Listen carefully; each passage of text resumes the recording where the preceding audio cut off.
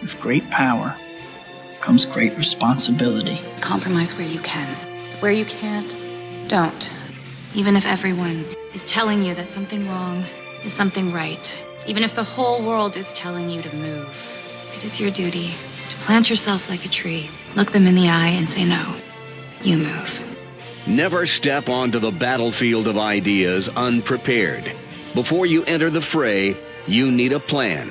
And there's no better place to get one than right here on Tactics with host Caleb Colquitt. The Situation Room goes live now on News Radio 1440.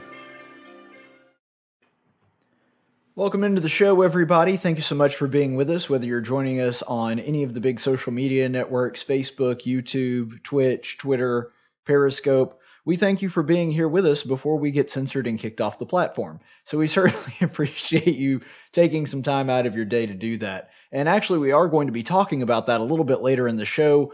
I'm not sure exactly how much we'll be able to dive into it because we actually have a decent amount of local news to get to. We'll get to it if we get a chance to, but there was a really big thing today with the Senate hearing when it comes to social media. We have some news specifically on abortion from Facebook. But before we get to all that, it's really important that we talk about some local news here in Alabama. And I don't know how important this story is per se. I wouldn't be able to tell you exactly the significance of this particular story as it comes to the political landscape of the country, or even necessarily to his own Senate race. And I am talking about Representative Bradley Byrne, who, by the way, it looks like he is definitely the favorite of the people with deep pockets. We had a report just recently that showed that he's definitely doing better in the fundraising department than his other candidates, although there's several others, especially with Tommy Tuberville donating $1 million of his own money to his own campaign. But Bradley Byrne is doing very well in the fundraising department, and so that's going to be interesting to see how that affects the race. But Bradley Byrne was also very outspoken today on Twitter about what's going on, and I'm going to rehash the story just a little bit because I think that some of you may not have heard of it, but if you pay any attention to the news at all, you've probably at least been aware of what's going on with the Squad. Now, the Squad, personally, I think is a really terrible name because I don't really understand what it's supposed to be mimicking, but it's these four women in Congress, Alexandria Ocasio-Cortez, Rashida Tlaib, Ilhan Omar, and then the other woman who's kind of like that third Irish tenor. You know, you can name the two, but you can never name the third one. It's just sort of the forgotten one. It's Alyssa something Perzamargo. I have no idea. I'm probably butchering that horribly, and I know I'm a news guy. I'm supposed to know all this, but honestly, she's so terribly insignificant. I think that she was in the news cycle once several months ago and barely made a splash then. But those are the three that you always remember, and then there's the fourth one that's always just kind of the little brother tagging along with everything that the older kids are doing. You've got the core group of friends, and then there's Leon, if you're an Andy Griffith fan. There's Leon just kind of wandering aimlessly behind them, kind of following them, and that's her. But nonetheless, for those of you that are unaware, they said some stuff this weekend. Trump tweeted out that he's sick of them constantly criticizing America, and if America is so terrible and these other countries that they're talking about are so wonderful, why don't they go back to the country that they came from? Specifically kind of singling out Ilhan Omar, who is, of course, a Somali. She is a Somali refugee who came to the United States, I believe, when it was even before she was a teenager. She was a really young child when she moved here from Somalia. So that's what's going on here, and then that caused a whole firestorm. People said that Trump should apologize. Trump doubled down and said that he shouldn't. By the way, I have analysis on all of the circus that was going on that. If you do want to check it out, feel free to skip over to yesterday's episode 105, if you want to check that out. But what's going on right now is we have one of our own, Bradley Byrne, who decided to step into the fray. So this is a tweet by our own Representative Bradley Byrne, who is running for the Senate seat currently held by Senator Doug Jones of Alabama, where he says, I agree with @RealDonald Trump.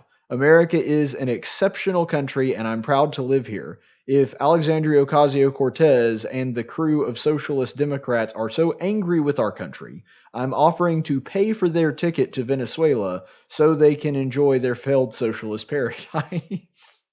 All right, so Bradley Byrne with a little bit of history. I mean, is it a knee slapper? Is it one that's going to be talked about for the ages as a sick burn? No, but it's amusing. And that's good, especially Bradley Byrne, who can be just a little bit stoic. I'm not saying that he's always like that. He's not deadpan all the time or anything. But, he's a little stoic, and so mixing it up with a little humor, that's good for him, good for his image when it comes to this election. But the thing is, and there's some people that are upset with Bradley Byrne saying this too, but here's really what it all boils down to. This may be shameless pandering. I have no idea. It may absolutely just be, because I've seen this criticism of Bradley Byrne too, it may absolutely be that Bradley Byrne knows that it is very popular in the circles that he's running in, specifically a statewide election in a ruby red state like Alabama, to smack around the low-hanging fruit. And especially right now, especially for conservatives, and I know because I'm one myself that has to constantly look for at least an hour's worth of content every day to fill the show, AOC and her band of misfits are definitely low-hanging fruit. They're not all that bright, and they're easy to make fun of. I mean, I know that this is going to sound insensitive, but you guys know what I'm talking about, so just go with the analogy. They're basically the fat kid in the schoolyard. You can, smack them and run away. I'm not endorsing that, obviously. I'm just saying that they are easy prey for conservatives, and because they're so ridiculous and so unpopular, and because so many people, especially conservatives, really don't like them, and they're not that hard to get into a spat with because they're not great at defending themselves, as Shakespeare would have said in the Battle of Wits, they're unarmed. So they're easy targets, and because of that, that does draw a certain level of conservative that comes to them specifically to just smack them around and walk away. Now, in some cases, that's because they don't mind having an honest dialogue, but won't get a response from them. And in Bradley Byrne's case, who's also a member of the House, just like they are, I think it may be that, or it may be that he just doesn't mind scoring some quick political points and pandering to his base. But the truth is, even if that's the case, it's still funny. Like, even if that's the case, he's still right. So I don't know if it's actually just shameless pandering or not, but even if it is, and that was sort of the idea that made him come up with going after them on Twitter. Look, the thing is, even if that really was the case, it doesn't really change the content, and it doesn't change the fact that Bradley Byrne has to work with these people. And because of that, I think occasionally taking a jab is fine. And I don't think that Bradley Byrne doesn't believe this or is saying something that is untrue or insincere. Like, this isn't the bottle of hot sauce in the purse moment with Hillary Clinton obviously trying to pander to black voters, or, Bernie Sanders doing the same thing with saying that people that are felons and locked up in jail, that they should be allowed to vote. And talking about decriminalizing certain things, specifically marijuana and then some other crimes, and releasing them. It's not like that. But, Bradley Byrne doing this, pandering a little bit, maybe trying to boost his numbers in the polls? Probably. But it doesn't change the fact that he's right. It doesn't change the fact that it's an amusing tweet. So that's the first thing. But he really summarizes what Trump was saying, because we went through it and we didn't even go through all of it. We cut out a significant portion of the speech that Trump gave yesterday when he was answering questions. You'll remember, again, if you want to see my comments on it, you want to see my running commentary, go back to yesterday's episode and watch it. And you can do that right now. It's available on YouTube, Facebook, all the mediums that I'm usually on. You can go back and watch yesterday's episode if you want. But you'll remember that we went through that point by point, and it's a fairly lengthy speech, but Bradley Byrne did a pretty good job of summarizing basically what he was saying, because if you look back at the tweet real quick, look at that first part of it. America is an exceptional country, and I'm proud to live here. At the end of the day, that's really all it is. The reason that this speaks to people, and the reason that the rant yesterday spoke specifically to a large portion of Americans that are sick and tired of these women, mostly Republicans, but some Democrats, that just don't like the insane level of pessimism that Democrats have towards the country now. It really goes back to this. America is a great place. And we ought to have a lot of pride in being Americans ourselves. And that's really all it boils down to. All Trump was saying is, hey, let's take some pride in our country. Is that an oversimplification? Sure. And if you want to see his entire comments unedited, I encourage you to look those up. I'm not trying to hide the ball here. But when you distill it all down to its bare bones, what Trump was saying is, this is a great country, I'm proud to be here, and I frankly don't understand other people that aren't proud to be here. And Bradley Byrne is just reflecting that and summarizing it into essentially one sentence. And there's nothing wrong with having that level of pride. There's nothing wrong. In fact, I encourage it. I think that it's the right thing to do. Bradley Byrne seems to think the same way. But I do think that it's funny that he brings this up that, well, I can buy their ticket to Venezuela and then they can live in their socialist paradise. Look, enacting their policies, enacting the policies of Alexandria Ocasio-Cortez and the others, would effectively make America into a Venezuela-esque situation, to where we would have absolutely no control because there would be so much crime, there would be so much looting, that it would be commonplace for this to happen, and it would interrupt our supply chain so drastically that we would probably wind up not far from Venezuela.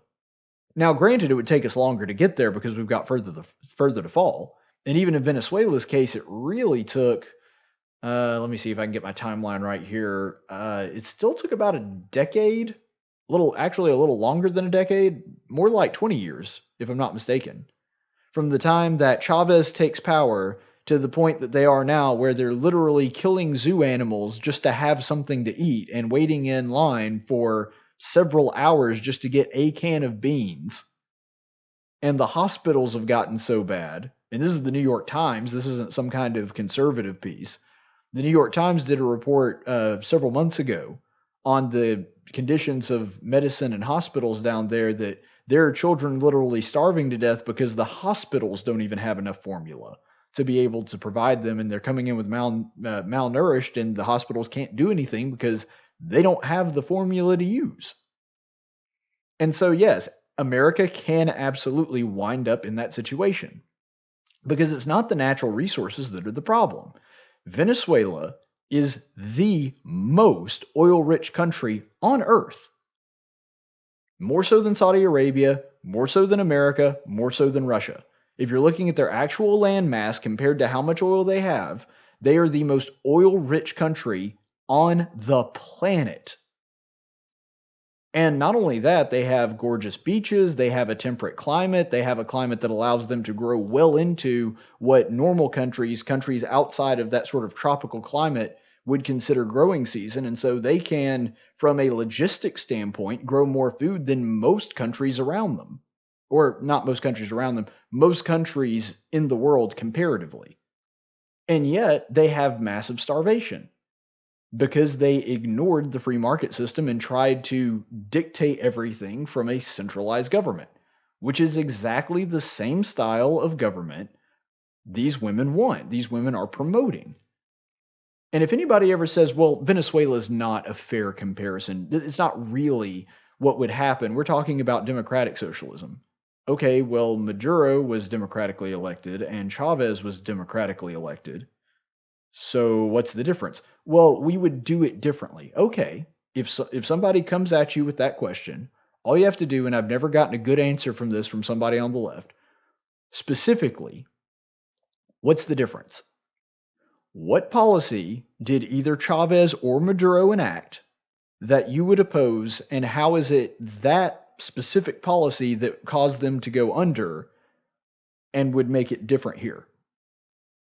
Is it nationalizing all of the means of production? Because that's what the left keeps talking about. That's what AOC keeps talking about. That's what Bernie Sanders keeps talking about. That's what they did in Venezuela. Took over the oil companies, took over manufacturing, decided they would run it themselves. Is it taking over, the ag industry? Is it enacting radical environmentalism? Because Venezuela did all of that, and look where they are now. They tried to control industry, and government cannot manage industry the way that the free market does it. And the government, when it tries, is incredibly expensive, where they do it for free. What about civil liberties? What about free speech and confiscating your guns? That's one of the first things that happened under Chavez. They got rid of free speech. They got rid of the right to bear arms. They started confiscating guns. And so if you ever come up across someone that says, well, Venezuela is not a fair comparison, say, okay, specifically, what policy did Venezuela enact that you think was incorrect and that we shouldn't enact, and that will keep us from going that route? Because I haven't heard a good answer for that yet. Maybe someone has it. By all means, comment in the section below. Let me know about it. Maybe there is something there. But I haven't heard a good answer for that question yet. But Bradley Byrne saying this, really, when you look at the whole thing, and it goes back to what Bradley Byrne brought up in the first part of his tweet, it is important to have a president that has pride in the country. Trump has it. Is he misguided? Absolutely. There have been a number of times where I did not agree with things that the president did. But there is one thing that I have never been able to say about President Trump. Not once. And that is that Trump is not a patriot, that he doesn't love the country. Sometimes I think he has a misguided idea about what the country is from time to time. I think that he gets some things wrong, but the man loves the country. And you know what? I never doubted that with George H.W. Bush. I never doubted that with W. Bush. I never doubted that with Reagan. But you know what? I never doubted that with Clinton either. Didn't agree with a lot of his policies. Thought he was a scumbag. But the man loved the country. You could tell by the way he talked about it. You could tell by his rhetoric. You could look at the way that he respected the military, even though he never served himself. You could tell that Bill Clinton, for all his flaws, and there are a lot of them, that for all his flaws, he genuinely loved America and thought it was a good place to live. That didn't happen with Obama. And definitely not the only reason, because there was a myriad of factors that went into this, but part of the reason that Trump got elected in the first place is because he was selling that. Sometimes the waving the flag and beating your chest and yelling America, it gets on my nerves too, because it seems a little disingenuous from time to time. But the truth is, I would rather have that. I would rather someone go too far in the opposite direction than I would somebody be like Barack Obama, who constantly apologized for everything America did and talked about it like it was a horrible place. And unfortunately, that's what we're seeing from a lot of the Democrat candidates. Some more than others, but I do not get the sense really that any of them think that America is an exceptional place, it's a wonderful place to live, and that there's no place that they would rather be. That is not the sentiment that we're getting from people on the left right now. And that's what Trump is saying to these people on the left. Look, you talk about America like it's so horrible. Look, you have the option of leaving. He's not telling them they have to leave. He's not saying get out and don't come back. We went over that yesterday. But he's saying, if you really think it's that bad, why are you still here? And that's a legitimate question. But furthermore, to kind of illustrate my point here, because there is a divide in the way that we communicate. There is a divide in the way that the right talks about things and the left talks about things. And it's significant and it's hard to bridge that gap. I get that. We see the world differently. And I'll talk about why in just a second. But really what I want to talk about now is sort of the way to get over that.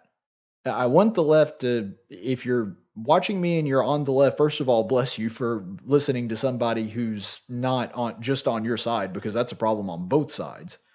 But if you're on the left, or if you're someone on the right and wants to talk to someone on the left about this, I want you to think about it this way.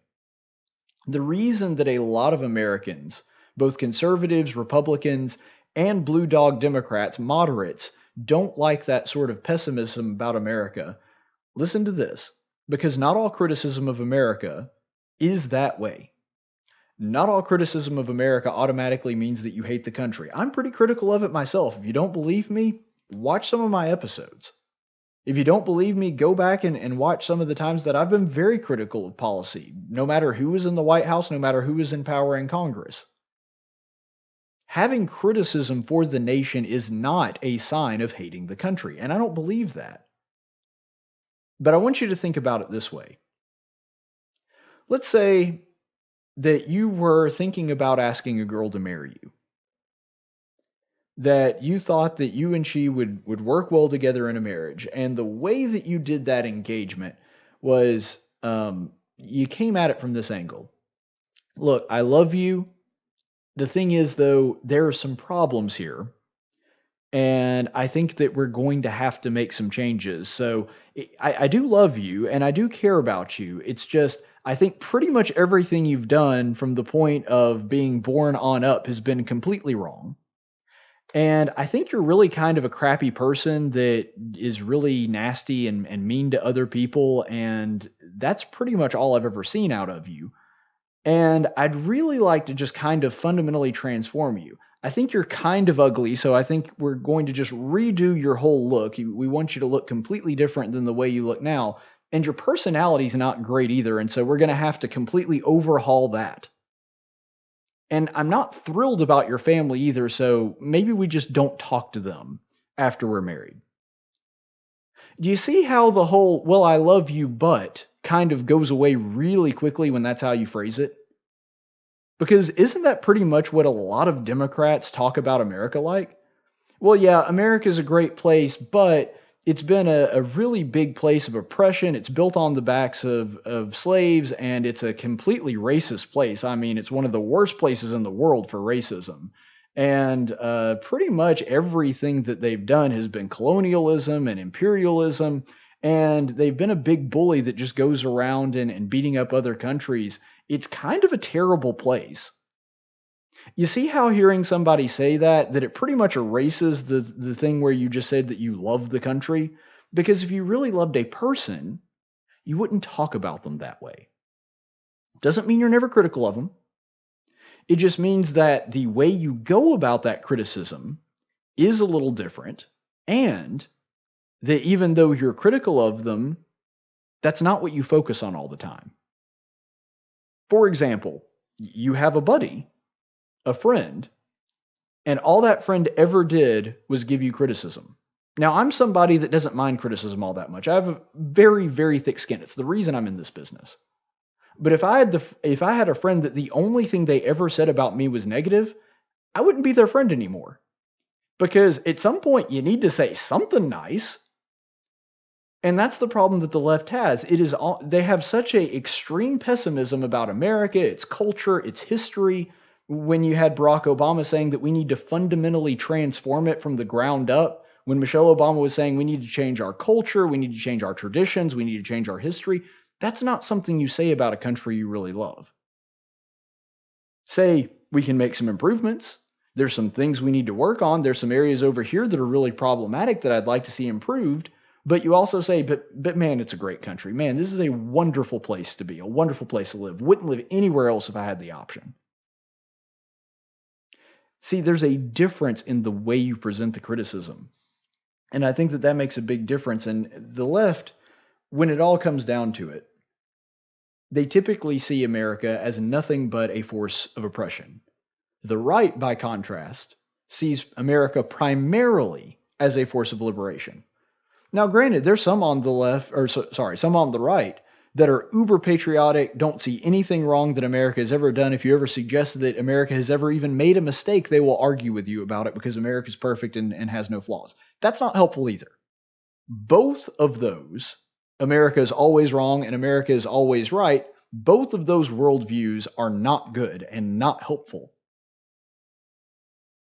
But the truth is somewhere in the middle, that America is, by and large, the greatest country to ever exist. It has been the most free country. It has been a country that has brought freedom to millions of other people that aren't even Americans. Do we have mistakes? Sure. Are there skeletons in the closet? Absolutely. And I have no problem talking about those. But overall, if you're looking at the net result, America has been an amazing face for good and light and liberty in this world.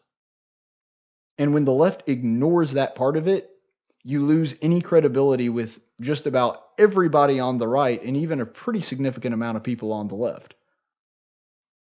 And the polls bear that out. The polls about the squad that came out just recently. But speaking of local politics and speaking of the culture wars, we had another candidate for our Senate actually weigh in on that. You had Secretary of State John Merrill actually going after TV and the culture that we have when it comes to our entertainment. Now, granted, before I get into the actual quote, this bears actually almost no significance whatsoever to the Senate race. Now, Bradley Burns is a little bit more in the political realm.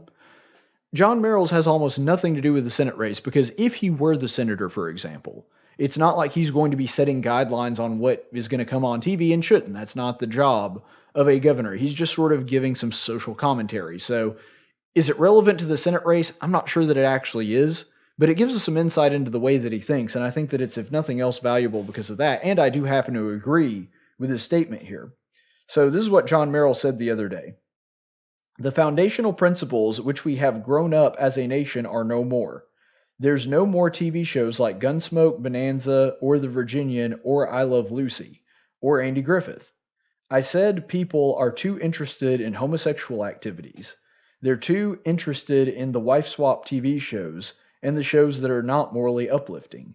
That's the problem. Now, looking at that statement, there is a lot of truth to it. And I say this as somebody that has studied broadcasting. This was part of my field of study at Auburn. I'm the guy that has written term papers specifically on a particular TV show or a particular radio program or so on and so forth, or radio personalities, that kind of thing. And so I study broadcasting, I study the media. And to a great degree, what he's talking about is right. You can read the writings of broadcasters in the 50s, 60s, 70s, and it was a different kind of mentality than you have today. Because I remember one quote that really stuck with me, and it has, in a lot of ways, shaped the way that I've broadcast. That back in the day, the way that they viewed television is that we were being invited into somebody's home. And since we were being invited into somebody's home, we would not do anything. In other words, we wouldn't put anything on TV that we would not ourselves say if we were a guest in somebody's house.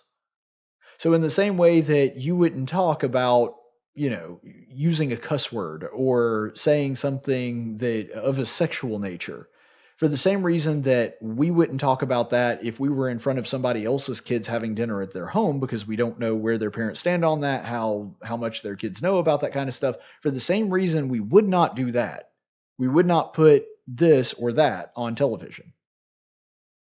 Now, maybe some people see that as outdated thinking or prudish, but it's not a bad standard to have.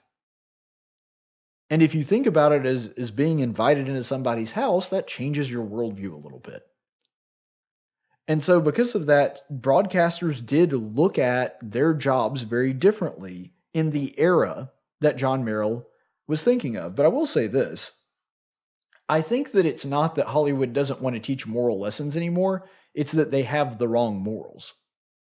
Because there's a lot of shows that go to the absolute ends of the earth to make a moral or political statement, and do so even at the expense of the quality of the show or the quality of the entertainment that you're consuming. And if they have to choose between entertaining you and making a moral statement, they'll make the moral statement. I mean, they will cram it down your throat. The problem is the morals themselves are wrong. And so that's kind of what Merrill, I think, is hitting at, but ultimately that's our fault. Ultimately, it's our fault. And I know that this isn't a popular thing to say, and I'm including myself in the pool of people that whose fault it is.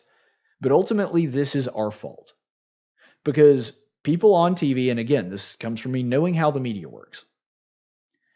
People who are making TV programs or radio programs or movies or whatever else, they only know how to do one thing, and that is make things that people want to watch.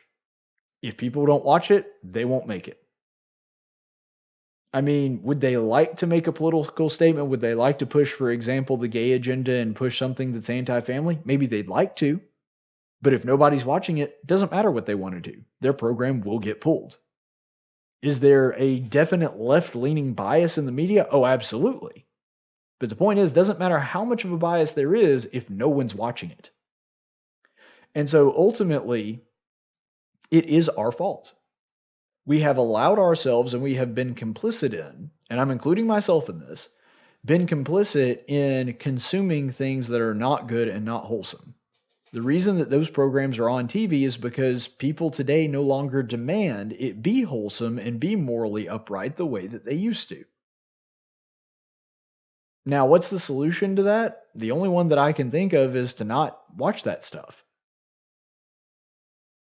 And it's really hard because you get home and you're tired and you just want to sit down on the couch and veg out and watch an episode or two of a TV show, and there's virtually nothing on that doesn't have the stuff that John Merrill is talking about.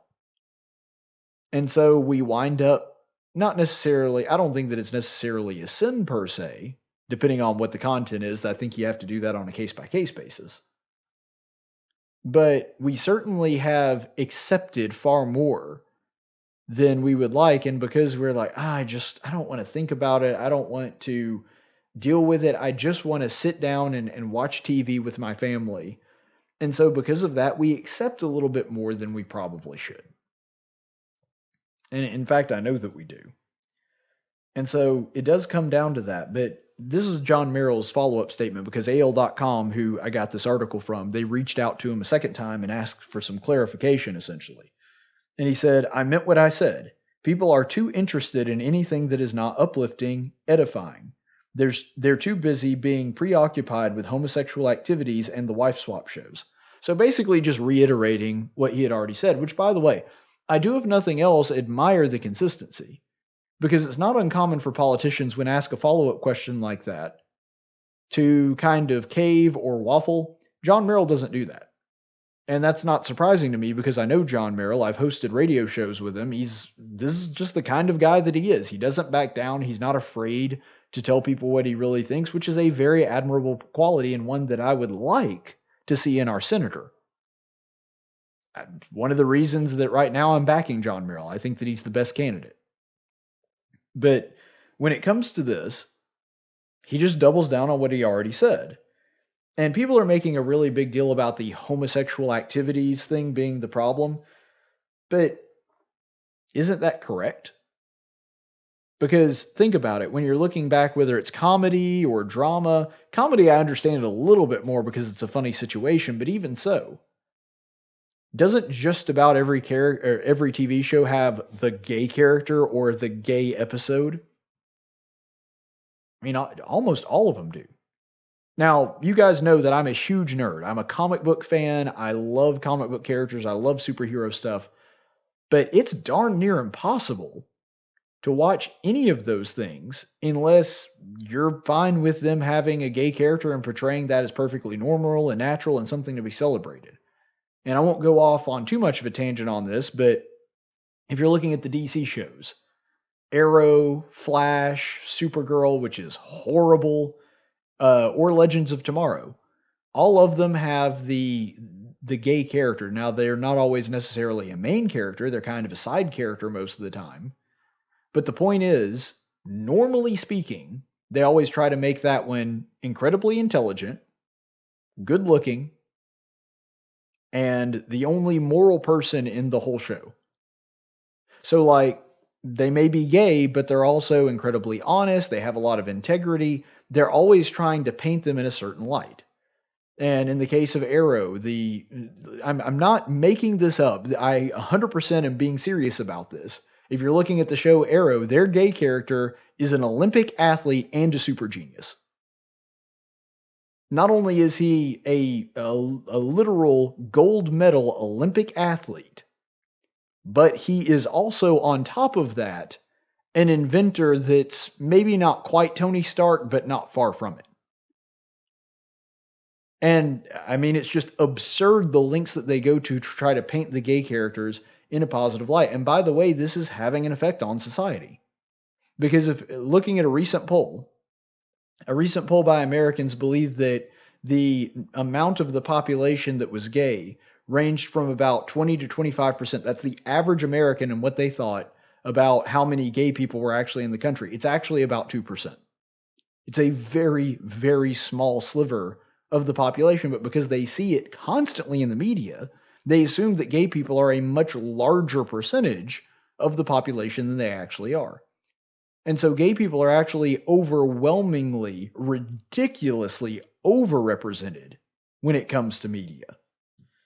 And the wife swap thing, that did strike me as a little odd. Maybe he just saw an episode of Wife Swap that was particularly bad. I've not seen the show much myself. But based on the very limited information that I have on it, it seems kind of like softcore Springer. In other words, they try to find really absurd, dysfunctional families and do the wife swap with those families because I guess it's more entertaining that way. They get better ratings that way. I don't really know.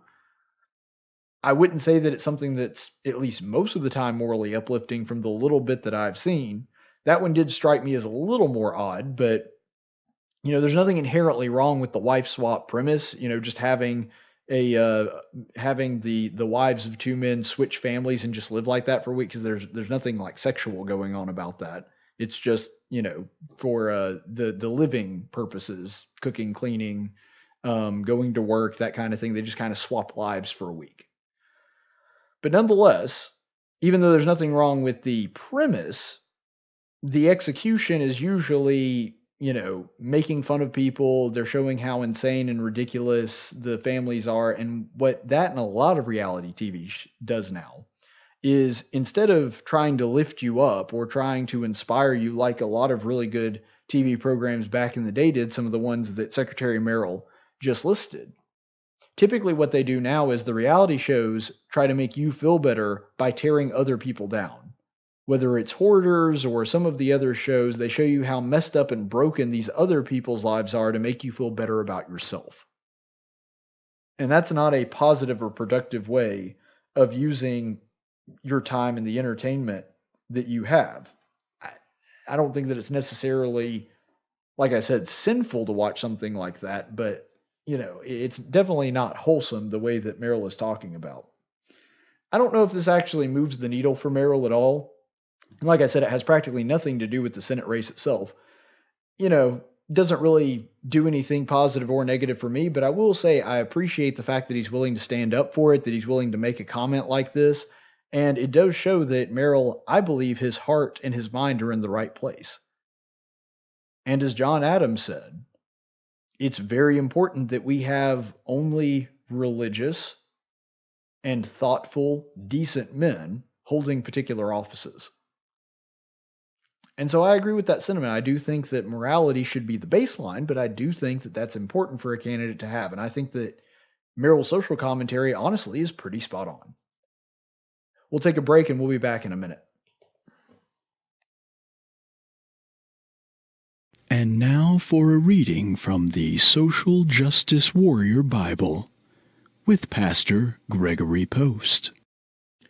Welcome in. I'm Gregory Post, head pastor at the Eternal Living Word Trans-Denominational Community Church and Coffee House in Novato, California.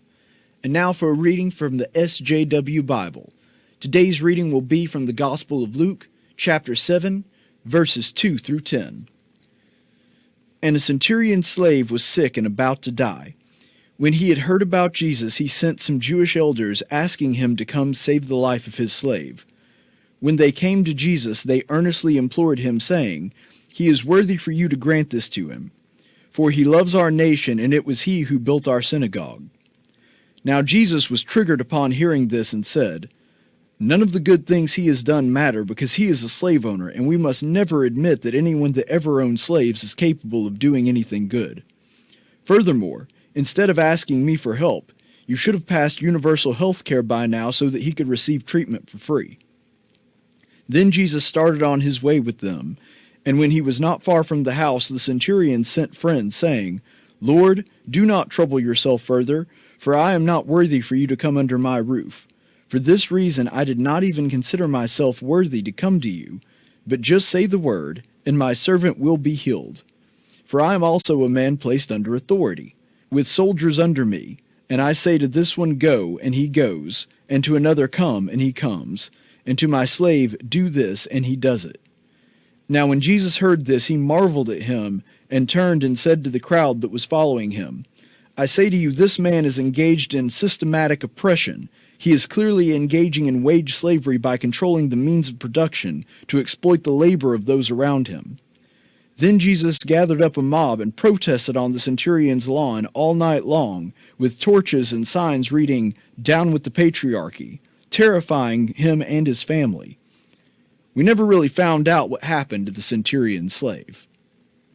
Wow. So inspiring. Thank you for listening to this reading of the SJW Bible, and remember, the only truth that matters is your truth.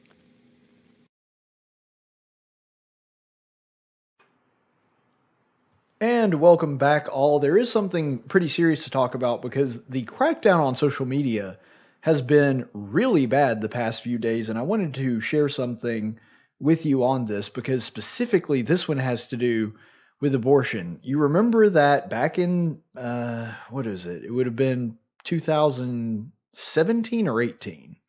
I think it was 2017. Ireland had a big vote. No, it would have been 2018. Okay, so last year, Ireland had a big vote on an abortion bill because previously, very Catholic nation, Catholic Church has a lot of influence in Ireland. Originally, Ireland had a full-on ban on abortion, much more restrictive than anything the United States had. And now, they don't, because they had a vote and it was narrow, but they voted to overturn that and make abortion legal in Ireland. And that was a big deal with the media. They made a big fuss about it. Well, I'm not saying that this necessarily would have changed anything because there's no way to know that. But Facebook, who people were accusing of blocking pro-life ads at the time, turns out that's exactly what they were doing. And if you don't believe me, don't take my word for it. Listen to the CEO of Facebook, Mark Zuckerberg, at a summit earlier. There were other types of laws around the world that I think would be positive as well. For example, we had an issue in, this is not an American example, but we had an issue in Ireland. In the last year, there was a referendum on abortion. And during that election, leading up to that referendum, a bunch of pro-life American groups advertised in this leading up to this Irish election to try to influence public opinion there. And we went to the Irish and asked folks there, well, how do you want us to handle this? You have no laws on the books that are relevant for whether we should be allowing this kind of speech in your election. And really, this doesn't feel like the kind of thing that a private company should be making a decision on. And their response at the time was, we don't currently have a law, so you need to, make whatever decision you want to make. We ended up not allowing the ads. Well, now there you have it. Mark Zuckerberg, CEO of Facebook, saying, we had to make a judgment call and we decided, let's not run the ads. So Facebook was specifically censoring pro-life American groups, his words, not mine, that wanted to advertise in Ireland. And I don't know what the ads looked like. I don't know what they were trying to promote, but they were trying to encourage people in Ireland to vote to protect the lives of the unborn. And Zuckerberg believes that it was his role as the CEO of Facebook to make sure that did not happen. Did it change the outcome? I have no idea. We'll probably never know. But what's important to note in this is that Zuckerberg openly admits to it, talks about it as though it's a good thing. He thinks that he is giving an example of how his company is being responsible by stopping those ads from being displayed in Ireland. Now, what was his rationale behind that? He was saying this is what Facebook is doing to keep foreign interference from getting into the elections. And the reason that this is happening is because everybody on the left has royally freaked out after the 2016 election because they believe somehow that Russia getting involved on social media had something to do with the outcome of the election. Look, there is a massive web of strange and odd circumstances that led to Donald Trump being our president. Sometimes I still can't believe to this day that Donald Trump is actually the president of the United States. But whether you like him, dislike him, whatever, the Russians had nothing to do with it. One of the big proofs that they have that Russians influence the election in some way, because Russia did try to spread false information. They did. That is a proven fact. They have done that. But the biggest one that they made a big deal out of was a page that was run by a Russian bot posing as an American that had, I think, about 50 followers. In other words, 50 people followed this page, and they had one post that had like 600, 700 likes, and it was pro-Trump and anti-Hillary. I get that, and I'm a little bitty talk show host. I have more followers than that post had, the account that posted it, just on my page. But they're treating this as how somehow that swung an election. There's absolutely no truth to it. It's absolutely preposterous. But since then, the left has been incredibly worried about foreign entanglements when it comes to elections. And this is the reason that Zuckerberg is presenting it this way. It's like, look, there were Americans that wanted to interfere, his words, not mine, interfere in an election in Ireland when it came to this issue. Now, personally, I don't see the problem in a concerned group of Americans putting a pro-life ad on Facebook targeted in Ireland. In the same way that I don't personally have a problem at all with if it had been the opposite. If we had, here in the state of Alabama, if there were people in other countries sending ads to the state of Alabama, and you can do that in Facebook, you can target that were against the abortion law.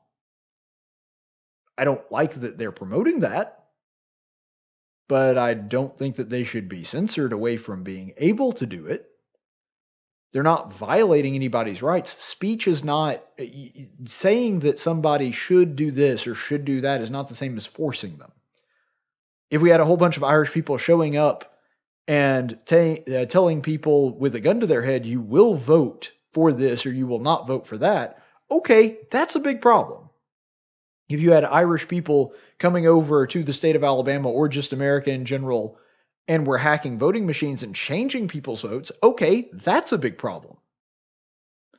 But a bunch of people in Ireland paying for ads over here in America, I'm sorry, I don't see that as an issue. Now, they're not Americans, so they're not protected under the First Amendment, but in the principle of free speech, not the First Amendment specifically, but the idea of free speech, that's their free speech. That's their right to say what they want. And as always, I'm in favor of more speech, not less. Now, Facebook is a private company. They have the right to censor whatever they want. And this is one of those rare cases where they were actually honest about it and specifically said, yeah, there were some conservatives that wanted to buy an ad. We blocked them. But most of the time they don't. They try to act as though they're this impartial, we don't really care what puts up. We want it to be a place for everybody. We want it to be a space for conservative voices just like everybody else. And then they do junk like this. Because I think that the average person that is watching this play out can say with a fair amount of confidence that if the reverse were true, that if it were a pro-abortion ad, that Facebook wouldn't have done anything. And you can tell that based on the tenor and the demeanor of what Zuckerberg was saying, because what this really does is it shows us two things. First, that Facebook does have a specific bias when it comes to right-wing causes. Because you'll notice that he couldn't come up with an example of it happening on the other side of the political spectrum. He specifically came up with one where conservatives are being censored. And I've been the victim of this myself. I've had it happen. Now, out of the 3 times that this has happened, twice Facebook corrected themselves and apologized, and that's fine. Not going to hold a grudge. But it does seem as though the only people that ever get censored on Facebook or any of the other social media sites, somehow it only happens to conservatives and never happens to liberals. Why is that? Why is that the case? And when this was happening, a whole bunch of conservatives, myself included, were saying, well, why are you getting rid of these people, but you're not getting rid of Farrakhan? And they said, okay, we'll get rid of Farrakhan. So that became their token liberal that they censored, I guess. But the thing is, I didn't want Farrakhan shut up. I just didn't want them to shut anyone up. That was the point of making that argument. Not saying, well, you're not doing this to Farrakhan. I want you to get rid of Farrakhan. I don't want them to get rid of Farrakhan. I'm glad that Farrakhan has a big platform to speak from because people will realize how backcrap insane he is. But they are not fans of free speech. They don't like free speech. They want to control and manipulate and censor out the types of speech that they don't deem as worthy of being spoken. And unfortunately, that includes people that are pro-life, as Zuckerberg just admitted to. But the second thing that it really shows is that Facebook is willing to censor conservatives, but it would prefer the government do it. Because the whole point of making that comment was Zuckerberg was saying there are some laws that we really should implement here in America, and we can look to other laws in other countries. And one example that I saw was when we did this in Ireland, and Ireland said they don't have a law against that, so we made the decision to censor it. So in other words, you're going to get censored either way. And if the government refuses to censor conservatives, we're going to do it, but we'd rather the government do it. Why would they rather the government do it? Because then it's out of their hands. Then they can just step back and go, sorry, can't do anything about it. Then they bear no responsibility for it. In fact, if you're looking at Zuckerberg and other officials from Facebook and Google, Twitter, if you look at their testimonies in front of Congress, one thing that is a consistent theme is basically they're saying, look, we don't want to have our hands in this. We would rather you regulate us. They're basically asking to be regulated. Why? Because they know that they're very large platforms, and that because they have teams of lawyers and teams of people that can help them navigate the regulation, that having that level of regulation is A, going to protect them from competition, because a small company won't have an army of lawyers that can navigate those waters. And B, then they'll be able to throw their hands up in the air and say, sorry you got censored, we didn't have anything to do with it. Because there are other countries, by the way, like the UK, even though Ireland, is sort of in that conglomerate, there are certain places in the UK where you can, on Facebook and other social media, even be arrested for things that you post. Same thing's happening in China. We're seeing this happen all throughout Europe, that there are certain boards that try to filter out anything that they deem as hate speech. And what is hate speech? Basically, whatever they say it is. And so Zuckerberg saying this is something we need to bring to America. That was the whole point of him making this case. And so even though Zuckerberg is saying, well, we're going to censor you regardless, what they're saying is, but we would rather have government do it. We'd rather it be illegal for people that we disagree with to speak rather than us censoring them as a private company. You're getting censored either way, though. And it really does and ought to terrify anyone that is a fan of free speech. And if you're going to be a organization, and I've said this 100 times now, if you're going to be an organization that has sides, that picks and chooses and specifically wants this side to win and this side to lose, wants to censor this side but not this side, that's fine. You're a private company. Say that. If you want to essentially be the Huffington Post message boards, you can be the Huffington Post message boards. That is your prerogative as a private company. Just be honest with people about it. That's all I'm asking. Google with the recent Project Veritas thing. I'm not going to go over that whole thing, but when we found out that they were censoring conservatives, that they were trying to steer people towards a certain political narrative and political message and steer them away from other commentators, they again pretended as though, oh no, we're just a private, impartial platform. Well, you just said that you weren't. Here's internal documents that prove that. Here's an insider that is saying that you're not impartial. And here's people in your own organization admitting to specifically trying to skew an election one way or the other.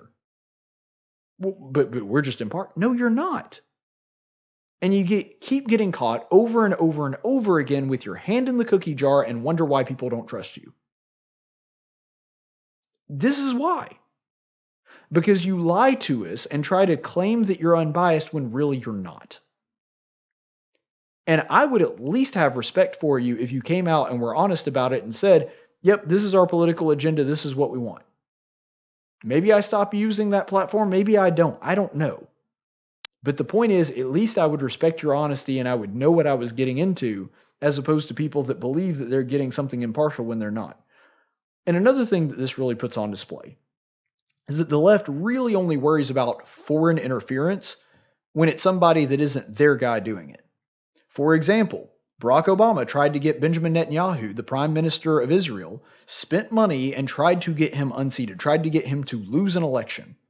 Did the left freak out about it or say, oh, that's interfering in a foreign election? Nope. Didn't care. In fact, a lot of them cheered him on for doing that because they don't like Benjamin Netanyahu. When you look at, for example, Joe Biden used his influence as the vice president to get the general prosecutor of Ukraine fired. And, by the way, was involved in several other elections in the Ukraine. Now, that's not necessarily trying to skew an election per se, but what he did with getting certain people fired that he didn't want in there, specifically the general prosecutor that was looking into his son and some of his shady business deals, nobody seemed to have a problem with that on the left. In fact, people are avoiding talking about it. I'd like to see at least one journalist ask Joe Biden some questions about that. He is running for president. You look at the Steele dossier. That was a document that was assembled by the Russians and was given to us by a British intelligence officer. So 2 different foreign sources. And not only did they not dismiss it, and not only did they not say, well, that we can't talk about that, that's foreign election interference. They specifically tried to use it to interfere with the election. And then afterward used it as the basis for a 2-year-long investigation against the sitting president. They don't seem to have a problem with foreign powers interfering in our political process as long as it hurts conservatives, or as long as it's Democrats doing it. They seem to have a real problem with it when they think it might help conservatives. There's no consistency there whatsoever. And that brings us back to what I was talking about earlier. What actually constitutes foreign interference? Because if we're talking about another country trying to influence our election in the sense that they're changing votes, trying to hack into our system, trying to hijack the political system, okay, 100% agree with you. It's totally illegal, and there should be repercussions for that. You're talking about somebody in another country either posting something or buying ads on a social media platform. I'm sorry, that doesn't constitute foreign interference. It doesn't. It's not illegal. And they have a right to have an opinion on these things, just like we have a right to have opinions on people in other countries. They don't have to take it seriously. They don't have to take it under advisement. They may look at that and go, you're just a bunch of people from America. What do you know about our politics? They can do that if they want. That's their prerogative, but it's also our prerogative to say what we want. And that's what irritates me about Facebook is they try to pretend to be advocates of free speech in a place where you can have a conversation, but when you actually try to have that conversation and you're saying stuff that they don't like, they try to shut you down. They're talking out of both sides of their mouth on that. And when it comes to Zuckerberg's overarching point that, well, we're doing this, but we'd really rather the government doing it. Look, I don't like the fact that Facebook's involved in it, but I still maintain that they have the right to do it as a private company. It's certainly not the government's job to decide what ads should and should not be allowed on social media. That's way beyond the pale. And so, as much as I dislike what Zuckerberg did, I dislike far more the idea that he has that governments ought to be the one controlling it. Because I don't trust Zuckerberg as far as I can throw him, but that's still more than I trust the government to handle it. All right, let's go to the daily dose of stupid. No, you messed it up. You're stupid. Today's daily dose of stupid, probably going to be a pretty quick one, but I mean, come on, this is just absolute gold. You remember the meth squirrel that we had here in Alabama not too long ago? No, I promise I'm not losing my mind. This was an actual story that we had a guy who was a dealer and a cooker of methamphetamine and was giving it to an attack squirrel so that it would attack people coming onto his property and try to keep them from finding the meth. This was a real thing. Well, now we don't just have to worry about meth squirrels. Now our neighbors to the north, Tennessee, are worried about meth gators. I promise this is a real story. So this is coming from Loretto, Tennessee, not far from the Alabama border, if I'm not mistaken. The Loretto Police Department issued this statement after one of the drug dealers that they were going after tried to flush his meth down the toilet. On a more or less serious note, folks, please don't flush your drugs, okay. I don't know why they said that, but that's how they worded it. When you send something down the sewer pipe, it ends up in our retention ponds for processing before it is sent downstream. Now, our sewer guys take great pride in releasing water that is cleaner than what is in the creek, but they are not really prepared for meth. Ducks, geese, and other fowl frequent our treatment ponds and will shudder to think of all the hype, all hyped up on meth would do. Furthermore, if it made it far enough that we could create meth gators in Shoal Creek and the Tennessee River down in North Alabama, they've had enough methed up animals, specifically referencing the squirrel. They've had enough methed up animals in the past few weeks without our help. So if you need to dispose of your drugs, just give us a call and we will make sure that they are disposed of in the proper way. Okay, there's a couple ways that this is absolutely absurd. First of all, I love the end here, that if you need to dispose of your drugs, just give us a call and we'll make sure they are disposed of in the proper way. Oh yeah, like the meth dealer is going to see this post, and when the police are coming down on him, oh, I'm not going to flush my meth. I'm going to make sure that the police get it so they can dispose of it properly. It's just ridiculous that someone would do that. But I get why they're putting it out there. It's a PSA, and they kind of have to say that. But the idea that meth gators would be roaming around, that would be terrifying. Have you ever seen a gator, like a full-grown gator? They're terrifying creatures. They're basically a dinosaur, a small dinosaur, but a dinosaur. And one of those things that's all hopped up on meth, man, that would be something that would be a pain. Although, if it was on meth long enough, it would lose all its teeth, and so maybe then it would be a lot less dangerous. Maybe that's why meth works the way that it does, is so it basically disarms the crocodile if they've been on meth long enough. But I don't know, just the idea of a meth head gator. Only in Alabama would something like this happen, that we're worried about meth squirrels and meth gators. All right, let's go on to the chaplain's report. In 1775, the Continental Congress created the Chaplain Corps. Under the command of General George Washington, each soldier was required to attend worship service every Sunday. While other armies advanced on their feet, Washington's troops advanced on their knees. It's time for the Chaplain's Report with Caleb Colquitt on tactics.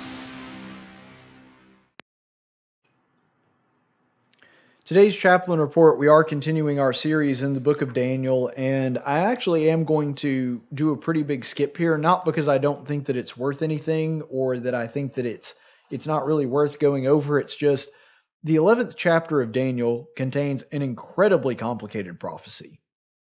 And it's one that I don't think that you could break down into soundbite clips. Like, you would almost need to be in a class specifically on the book of Daniel to be able to really go through the history and the fulfillment of the prophecy and to understand the different aspects of it. So I may try to do something that's a little bit more long form at some point, but for the chaplain's report, it doesn't really serve our purposes. But suffice it to say that what's going on in this particular passage is that Daniel is receiving a vision of things that have not yet passed from God. And in response to this vision, he is trying to really comprehend and understand it. And keep in mind, we have the advantage of hindsight. He didn't. All these things had not happened at this point. And so there's a fair amount of symbolism, but there's also a lot of literal prophecy. In other words, he straight up tells him, okay, the king is going to come from this direction, and he's going to come against this other king. And so there's a lot of specifics in there, and it's amazing that you can really map out on how accurate the prophecy is. But the prophecy is dealing with world affairs, specifically Greece and Rome, and how you're going to have the Medes and the Persians ruling for a while, and then the Greek Empire is going to take over with Alexander the Great, And once Alexander the Great is out of the way, that kingdom is going to be split up. And then a while after that, then Rome comes in and they become top dog for a while. And so you really do have a amazing look ahead for somebody that was living in Daniel's time, even though I'm sure he didn't really understand all of it at the time. But there was a passage that really sticks out to me, and it's talking about after Rome has conquered and talking about the abomination of desolation, in other words, the destruction of the Jewish temple, which happens after Christ died. That seems to be the era of time in which it's speaking about. And this is the passage where he gives some insight into that period. Daniel 11:32 through 33. By smooth words, he will turn into godlessness those who act wickedly toward the covenant, but the people who know their God will display strength and take action.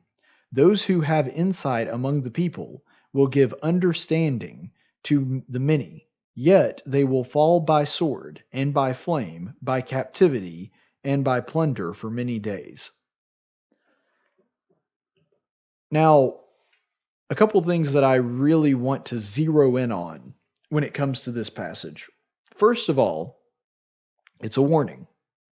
He's saying that smooth words, in other words, words that are delightful, words that you want to hear, words that get people stirred up, words that go down easy, kind of giving you the idea of a food or drink that's smooth. Those are going to lead a lot of people astray. And when the wicked hear these words, they will turn to godlessness. This is going to be a very trying time for the nation of Israel. And because it is very trying, just like any other crisis, you start to see what people are actually made of. Those that have been wicked this whole time and really practice godlessness, but it wasn't obvious, they're going to openly turn towards godlessness. This is the prophecy that Daniel is receiving, that they are going to act wickedly toward the covenant. And so he gives this as a warning to those who might be caught up in this. In other words, he's giving a warning to the people that are wicked and trying to say you need to change your ways, you're going to turn to godlessness when this comes. But it's not just a warning to them. In fact, I don't even think the warning is primarily to them. I think the warning is to God's people. Because what he's saying there is there are going to be people that you didn't think were godless, and you're going to find out when stuff hits the fan, they actually were. They were not your allies. They were not people that were serving God. And once this hits, that is going to be made obvious. Once there is chaos, you're going to know who's really on God's side and who really isn't. Because the mask will come off and they will show their true colors.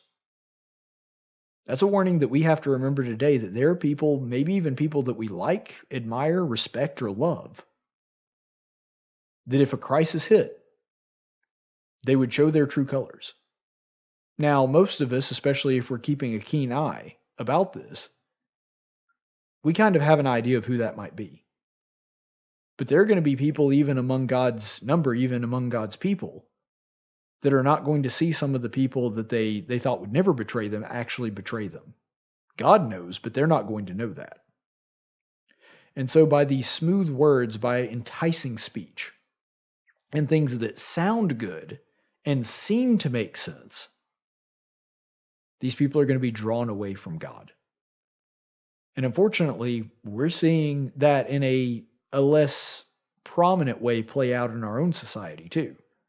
There's no great crisis for us to have to deal with, at least not right this second. But the point is, when a crisis does come, when there is great upheaval, it will be very easy to discern, okay, who's really with God and who's really not. And that was true back in Jerusalem, and it's true today too. The second one that he brings out is that he shows a contrast between what we just talked about, these smooth words enticing people, and the people that are actually godly. And what does he say about the people that know their God? That's the words that he uses, someone that actually knows their God and knows who he really is. He says that those people will display strength and take action. See, that's twofold. Displaying strength is good. Being able to be strong in adversity is a very good thing. It is a great quality to have. It's a godly quality to have. But it's still not enough. I greatly admire people that don't crack under pressure, that can maintain their faith. But you notice that he doesn't say that it ends there. The people that really know God are going to be strong and display that strength, but they're also going to take action.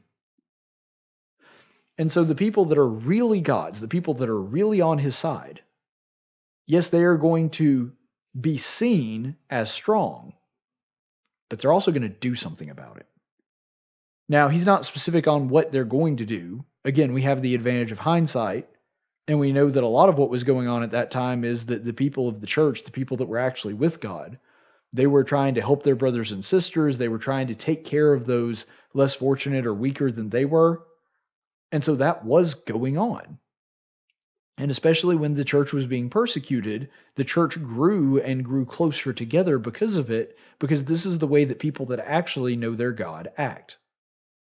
Which is saying what? That the people that actually know God, this is going to be their reaction to it. In other words, to know God is to do his work. To know God is to act like God. It's good to have faith. It's good to have inner strength. That is absolutely essential. That's something that we as Christians are called to have. But it's no substitute for action. You have to have that and the action. You have to have faith and obedience. It's two things that go together. And if you don't have both, you're not somebody that really knows God. That's what this verse is actually saying. And then finally, a very sad prediction that they will fall by the sword and by flame, captivity and by plunder for many days. Now, this is something that is unfortunately a truth of the human condition, especially when we're talking about God and the history of the scripture. People will often say and actually use as an argument against God that, well, there's just so much suffering in the world. But they forget that God didn't spare even his own son from suffering. And so do we really think that we, being less than him, being an adopted child as opposed to an actual begotten child like Jesus, that we're going to be spared from suffering if he wasn't? Think about that. Christians are going to suffer, and they're specifically going to suffer for doing what God says. Because the same people we were just talking about, the ones that are faithful enough to have the inner strength and peace and faith that they're supposed to have, and couple that with action, doing something about it, helping their brothers and sisters, trying to remedy the problem, even those people, the ones that really know God, the Bible is predicting that they are going to suffer. That they're specifically going to fall by sword and by flame and by torture, persecution, that all of these things are going to happen to God's people. And what's fascinating about that is it talks about them doing something and showing strength, and this is going to be happening to them when this goes on, which tells you what? Suffering is not a sign of weakness. That actually the ones that are going to be the strongest are going to be the ones that suffer this kind of fate. You see, sometimes I genuinely wonder about myself and about my fellow Christians. America is a wonderful country. We have it pretty good here. And there's a lot of ease and comfort and convenience here. But I wonder if sometimes, if the fact that we're not suffering a whole lot may be indicative of the fact that maybe we're not really doing what we're supposed to do. And I get that this was a very specific time and this was a very specific prediction for a specific crisis that was going to happen. And we're not really in crisis mode right now in this country. I get that there's a distinction there. I understand that. But I think that if we're not sacrificing something, if we're not undergoing some kind of persecution or some kind of stress because of being a Christian and trying to do what God tells us to do, I genuinely wonder if we're really living out the first part of that verse. That we really know God because we are acting in faith and showing strength and coupling that with taking action.